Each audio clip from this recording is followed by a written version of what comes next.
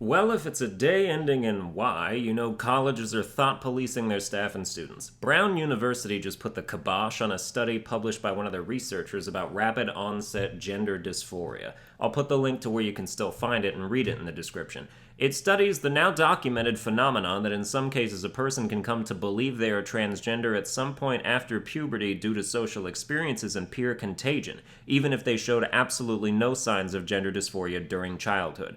Contagion is a word that has a pretty negative connotation associated with it, but I'd say that if you're becoming transgender because of environmental factors where you otherwise wouldn't be, that's not good. You've often been told that kids are extremely impressionable, right? Heavily influenced by what they experience in their lives or see on TV. Yeah, so are teenagers. Everyone knows about peer pressure in schools. You have a higher chance of smoking if you're around people who smoke.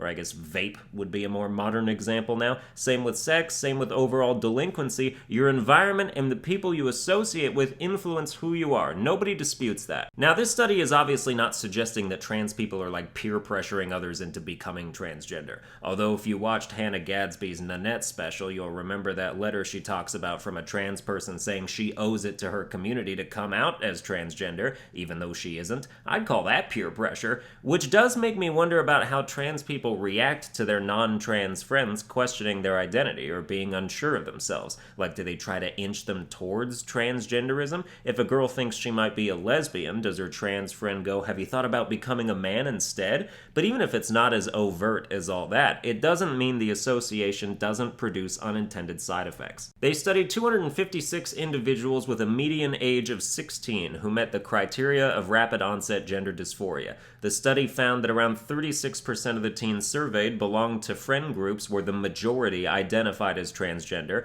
22% reported a distrust of all non-trans people, 25% stopped hanging out with non-trans friends, 50% isolated themselves from their family, and 46% refused to trust information about gender dysphoria from non-transgender sources. That last part is telling, because in absolutely no other field of medicine or psychology do people not trust the findings of doctors and psychologists that don't suffer from the cause themselves. People with schizophrenia go see non-schizophrenic professionals. You wouldn't refuse surgery from a surgeon just because he himself has never been operated on. That makes no sense at all. But half these newly minted members of the trans community are so steeped in the insecurities surrounding their brand new identities that they mandate confirmation bias and are told not to accept anything that might conflict with their suppositions. It's an endlessly spiraling predicament because a portion of the established trans community has weaponized their identities and declared moral bankruptcy to any who would take issue with it, while these new confused minds are literally becoming transgender because their friends are doing it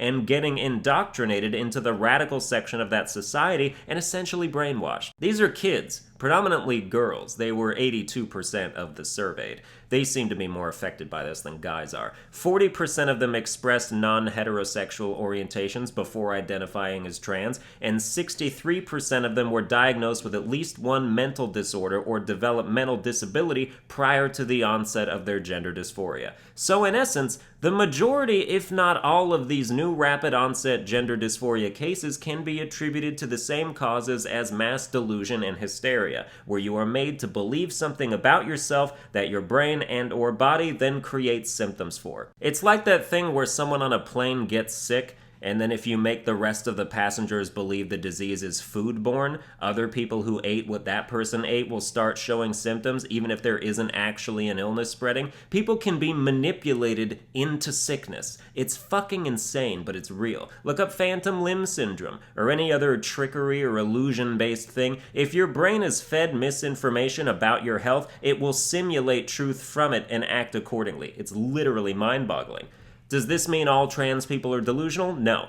But another thing this study pointed out as a background basis for gender dysphoria is deceptively of utmost importance, which is that all research on gender dysphoria from the beginning is and has been done only regarding people who had it manifest in early childhood, because that's the only provably legitimate transgender condition. If you're rapid onset gender dysphoria, I'm going to start putting that in quotations because it's increasingly sounding like bullshit to me and a term for an identity crisis brought on by a mental condition. If that occurred after puberty with no prior history, absolutely none of the texts and findings of all transgender studies are applicable to you. None of them, because you were being deluded and deluding yourself. My personal conclusion from this study that was forcibly redacted by the school administration is that if you weren't always transgender, you're not transgender. And if you disagree with that assessment, I have to wonder why you think transgenderism is different from homosexuality in that regard. Why are gay people Lady Gaga born this way, but trans people seemingly have a choice and can decide it on a whim based on environmental stimulation?